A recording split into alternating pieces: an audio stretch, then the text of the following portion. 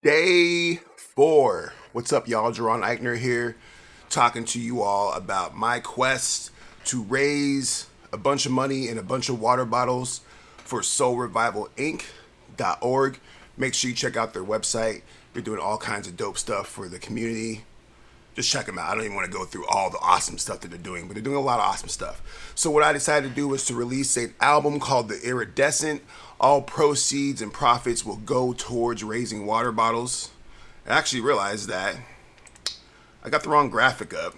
Let me actually adjust this while I'm talking to you guys. But anyways, the point is that we are trying to raise this money. So every download, every stream, every YouTube subscription, every Spotify account follow, every Spotify listener will count towards the ultimate goal of us hitting a bunch of water bottles. We don't have an ultimate number yet. I'm trying to get to 1,000 cases, but I'm also trying to be realistic. My first benchmark goal is about 80 cases. That's what we're trying to hit right now. 80 cases would equal around over about 1,000 bottles of water. So that's my main goal right now. And so far, I'm going to show you guys in our updated counter here. Drum roll, please. I still haven't gotten the soundboard yet. I'm sorry. But drum roll, please. 21. 21 cases is what we got so far. Now, that's because we have a couple of new YouTube subscribers. Our follower count went up on Spotify a couple, and a couple of downloads. Yesterday we were at 17, so that's what, 4 total? Doing pretty well. Like, I'm not actually even mad at these numbers because, like I said before, this is a rollout in real time. We're doing this live. Like, we're making stuff up on the fly here in terms of how we're promoting. We're using some of my tricks that I'm showing you guys in this video, so maybe you guys can learn some stuff about how to market your music or learn something new that you didn't know about. But we're making all this up as we go on. So 21 right now is fantastic. We're already a fourth of a way to our first goal. So thank you guys for checking it out. If you haven't checked out the album yet, go to JaronEichner.com. There's probably a link somewhere. If you're watching this on YouTube, you're probably just watching this on YouTube. So go ahead and subscribe on YouTube because that counts towards a case of water. Now I'm going to talk about a couple of updates on my marketing and what I did recently to help with the numbers. One thing I brought to you guys' attention last episode was the YouTube, Facebook ads. That I ran a Facebook ad yesterday against an ad that I put together. And basically with that Facebook ad, all traffic is being directed towards the website. And so let's take a look at those numbers real quick. Let's see here. Click. Yeah, here we go. Pow, Pip, and douche. Wait, let's see. No, let's do this one. Sorry. Let's look at our numbers real quick. Bring those up here, like so. So as you can see, as I explained to you in the very first video, I average about 10 website hits a day without me trying, with this the website just existing in the ether. And over yesterday, we actually cracked 98 hits on our website. A lot of this is thanks to our Facebook ad. And if you look at our ad here, or look at these stats real quick, you'll see here that a lot of these hits are coming from Egypt. And that's because I targeted the ad for Egypt. That was actually one of the main targets that I had. And knowing that we got this many hits from Egypt has prompted me to actually retarget my ad, which is something I really want to talk to you guys about in this episode, is retargeting ads and making sure that the ad is maximizing the most to your benefit. A lot of people, I see this all the time from local rappers or whatever, artists will run an ad or they'll boost a post on whatever on Facebook and they'll just let it go. And I'll see that same ad like 15 times. I'll even click like, maybe I'll even comment, even click on it. But even after that, they'll keep sending me the ad. And that is indicative of the person who ran the ad not retargeting the ad towards more people, right? So I know for a fact that with this particular ad set, my main focus is obviously Arizona. And so I'm going to kind of let that simmer for a little bit. But we're also targeting people overseas. And the reason why I even chose this last ad set, if you watch the previous episode, I chose Egypt, Germany, Australia, Norway, Brazil, and I think that's it. I chose those because based off my previous demographics, I know I have fans in those areas from the stats that I've gotten from previous releases. So I know what I'm doing when I'm targeting that. But seeing these stats again and seeing that Egypt is getting a lot of hits, cool. I'm satisfied with those numbers, so we retargeted. Let me see if I could show you. Actually, I'm not even going to show you. I'm just going to tell you what I did.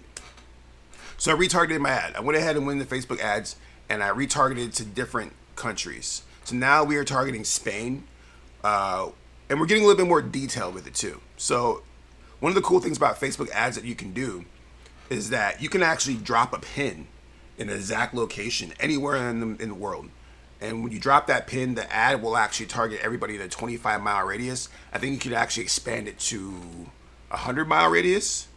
But you can literally drop a pin like in the middle of nowhere, and everybody within 50 miles of the middle of nowhere will get that ad if they're on their phone at the time. So when I retargeted this ad, I was like, all right, I'm going to get a little bit more specific. I know I have fans in Australia, so I was targeting like Sydney, Perth, and there's another city in Australia, but those are the two big ones. In Germany, I was targeting, like I know I have fans in Berlin specifically. I know I have fans in Munich. I also know I have fans in Italy, in I'm not exactly sure if I targeted Italy, but Ibiza, I actually have fans from Ibiza, which is crazy because it'd be popping down there. Rio de Janeiro, Amsterdam. These are now, we're getting a lot more specific with our ad. The ad that we're running right now is only for 7 days. So my plan is to target this or to retarget it daily based off of the stats that we get on the previous day. Because ideally we're shooting out a wide net. Now the opposite of this would be to target just one city. And I really could do that.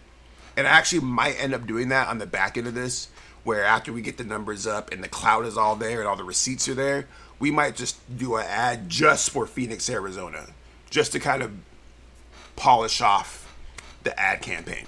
But because we retargeted this ad, when I go in here tomorrow, I expect this map right here to be a lot more robust. Let's see if I can actually open up this map for you guys. Like a so, platty-dow. I'm expecting this map to have a lot more blue on here. Right now, most of our hits are in the United States, in Egypt. We're still getting hits in Sweden, which is lit. But when I check this tomorrow or even Tuesday, I want to see this light up. I want to see some more blues over here, some more blues over here, some more blues over here. That's basically what we want. And this is a lot better, and it takes a little bit more effort, but this is a lot better than just running a post and putting it on worldwide. Because when you put it on worldwide, what Facebook likes to do, because they want to take all your damn money, is they'll just push that shit to like India, to like some click farms, or like they'll push that shit to like some country in Africa that's obviously a click farm. So don't use the worldwide ad feature on Facebook. It's extremely enticing because you're like, oh man, worldwide, right? I can reach so many people worldwide. But no, you got to take the time to target certain countries and base that off of where they live. You know what I'm saying? It's common sense on that. Finding your fans and targeting them. So another thing I'll show you, because this is going to be a shorter video, because I'm still actually waiting on my full like Spotify numbers. They're starting to come in, but I don't think I've gotten a full 24 hours of numbers yet, and they haven't updated my follower count completely. All I know is that we got a couple of followers so far based off of when I go on Spotify. But I'm going to go ahead and show you guys real quick. What's up, Greg? Did you know that anybody... Let's see here. That's a Danny Gonzalez video. If you go to my YouTube studio and check out the back end here, you will see... Let me make sure that I have this looking good here. Let's look at the video for Sweat. And I'll show you what I'm currently doing with Sweat to keep generating those consistent hits, right? Even though there's a little bit of a problem. And I'll get into details on that. So, I'm bringing up the back end of Sweat here. Let me make this a little bit bigger. Like so, pow. So, Sweat had a big hit when it hit. You know what I'm saying? 2,000 views within the first couple of hours, which is fantastic. That was due to me pushing it on all the different channels. I didn't even post it on Reddit. I'm not even sure if I'm going to talk about Reddit in this series because Reddit is a whole different beast, but you can post on Reddit too. It's a lot. It's kind of like throwing yourself out in the middle of the ocean, but you might find some treasure if you're lucky on Reddit. And so we did 2K on the drop, and after that, it's been slowly climbing from there. And that's because I haven't put a lot of effort into pushing it outside the drop. But part of this, the reasons why the numbers continue to go up, even recently, we just got a hit, 3 hits in the last couple of hours, them saying just chilling. If you go to JeronEckner.com, which I will show you real quick, you will see on JeronEckner.com that the video is up. It's actually chilling on the home page. And I tried to set this up for autoplay, and I'm having issues with this. This is actually the problem that I'm running into, quote unquote, when it comes to this particular method, is that for whatever reason I can't get the autoplay embed code to work. So that's a little frustrating. So now I have to expect people once again to break that psychological barrier and click play to get those numbers up, which is not a bad thing. It's just if we're playing the numbers game, it's a setback, because ideally, like I said, if you go back to my analytics here, you'll see that the website just today alone is already got 61 hits, right? In the last 5 minutes, the website has already gotten 7 hits on the website. Now, every person that goes to the website, I don't expect them to click on something, right? I don't expect them to be like, oh, well, I'm going to click on things because I'm on here. Most people are going to click on the ad and just kind of see what the hell it's about. And that's fine, right? So the psychological barrier comes with people wanting to press play on this button. Now, ideally, if things were working 100% in my favor, I would have this set up for autoplay. So as soon as anybody clicks on the site, the video starts playing, only increasing my numbers, immediately exposing people to the music. There's not a lot of effort on their part, which is good. And the fact that they even clicked on the ads to begin with shows that there's an interest there. So we got to hit them immediately with some music or some content or something cool. And so it's a little frustrating that I can't get this autoplay to work. And hopefully by next video, we'll have it up and running. Because I really do believe that once this autoplay is up and running, we will see a significant increase in numbers. Just from the fact that we're running this ad that's averaging about 300 or 400 clicks a day at this point. We're at 300 is a lot. We'll say it's about 150 clicks a day at this point, this ad is. If we can get this video up on autoplay on the website, we'll be generating natural clicks and natural plays for the video. So that's one of my big hurdles right now that I'm dealing with. And I think it might be something on YouTube's end, or maybe on this website that I'm using for my website, the application. There might be some type of barrier. And we'll figure that out. And if we can't get it to work, that's fine. But I do know that if we do get the autoplay set up, our numbers will go up significantly right now. I also said that in this video I was going to talk about YouTube ads, and I haven't set it up yet because I'm still trying to wait to see how this Facebook ad plays out. So we'll actually save the YouTube ad for the next video. But what I'll show you in the meantime, to get you guys kind of thinking about YouTube ads, I'll show you the back end of one of these ads. So if you go to Google Ads, let me log in first because I don't want you to see some things. If you go to Google Ads, sign in, clickety-clack, make sure I'm signing in with the right account because I have multiple accounts. Go over here, sign in, pow. All right, so this is the back end of Google Ads if this uploads. Currently, we just finished running an ad for a video of 37, which popped off very well.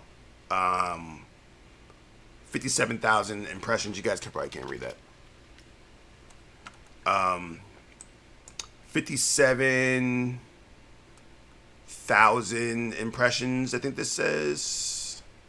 Yes, 57,000 impressions, 7,000 views, a view rate 13%, which is a little low, but still good. We've got a decent boost off of this. This video is sitting at almost 10,000 views right now.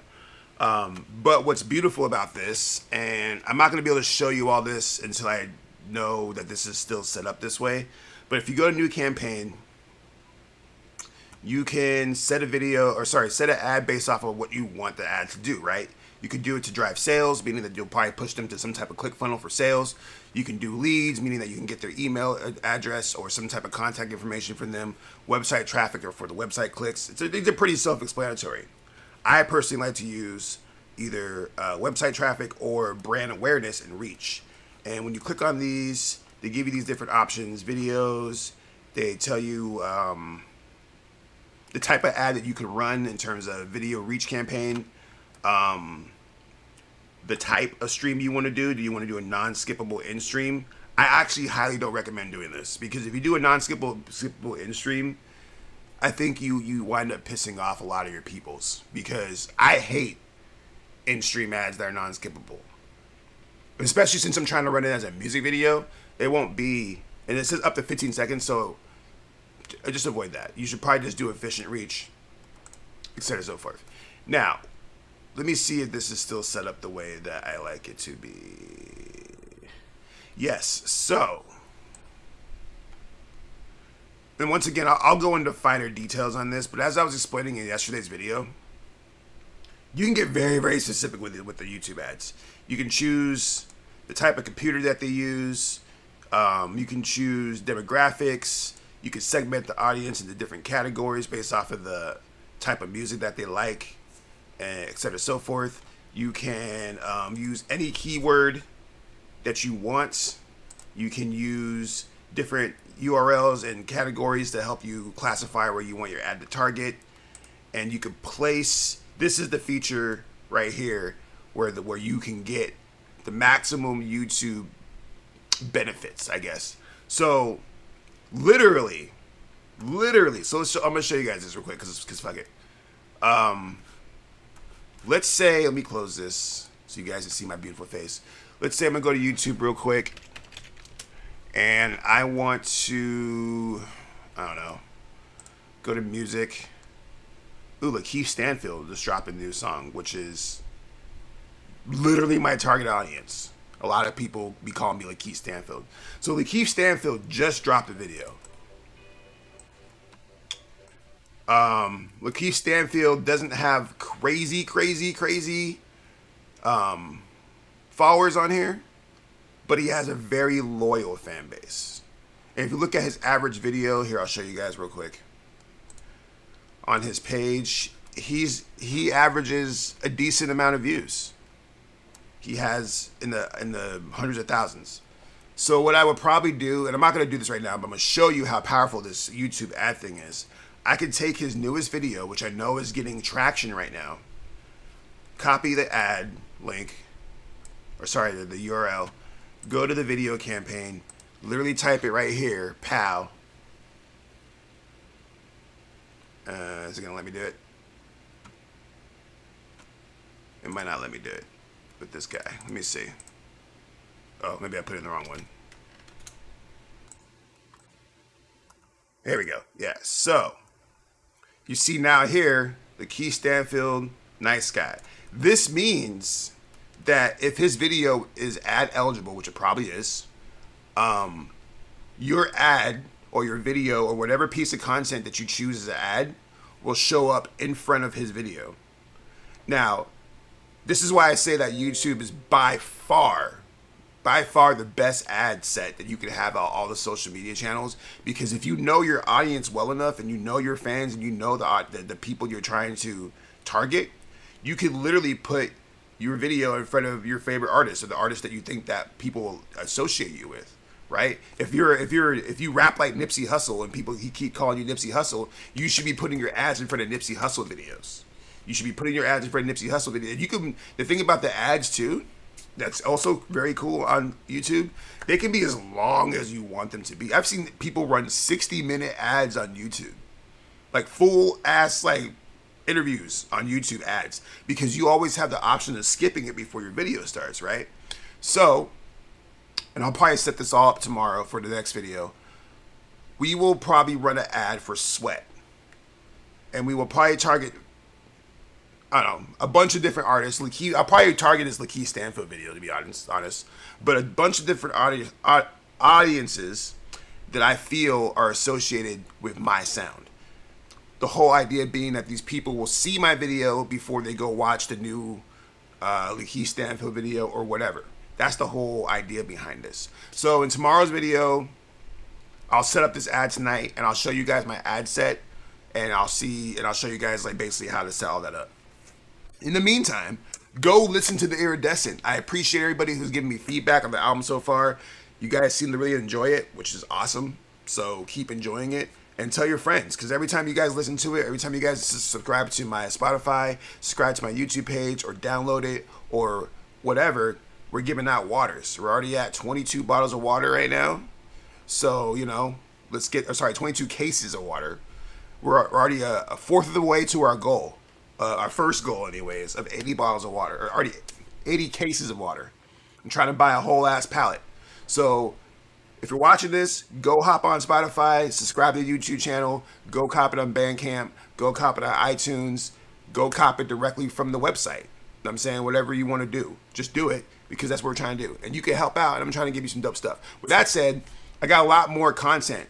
This rollout for The Iridescent became a lot bigger than originally intended. I don't think I originally intended to do all this stuff. But we shot some TikToks yesterday. We shot some music videos. We did a photo shoot with me in a spacesuit. We got a lot of cool content coming out. And next week, we're going to really try to push you guys to donate by giving you guys cool stuff. Maybe some free merchandise from the Quasar Cult. Maybe some stickers. I haven't figured it out yet, because like I said, we're doing this all in real time. But I appreciate you guys listening. I appreciate you guys watching, checking out the videos. Let them know The Iridescent is out. Gerard Eitner. Shout out to all my Star Kids. I love you guys. We'll see you tomorrow. Peace.